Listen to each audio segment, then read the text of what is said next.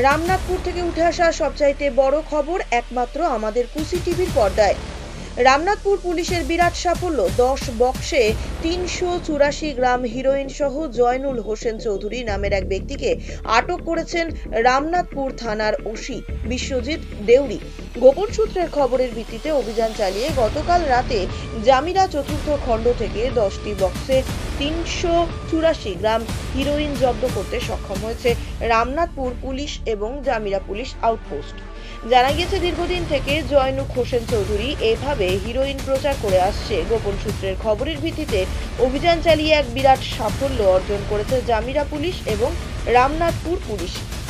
এই নিয়ে অব্যাহত হিরোইনের অভিযান। খবর পেয়ে ঘটনাস্থলে ছুটে আসেন ডিএসপি সুরজিৎ চক্রবর্তী, রামনাথপুর থানার ওসি বিশ্বজিৎ দেউরি, জামিরা পুলিশ আউটপোস্টের ইনচার্জ শুভম পাল এর নেতৃত্বে এক বিরাট অভিযান চালানো হয়েছে বলে সূত্র মারফত খবর পাওয়া গিয়েছে। হিরোইন মাফিয়া জয়নুল হোসেন চৌধুরী পিতা ফিরোজ উদ্দিন চৌধুরী জামিরা চতুর্থ খণ্ড গুড়োবস্তি এলাকার বাসিন্দা বলে জানা গিয়েছে। এই নিয়ে রামনাথপুর থানার ওসি এবং জামিরা আউটপোস্টের ইনচার্জের অভিযান এখনো পর্যন্ত অব্যাহত রয়েছে বলে জানা গিয়েছে।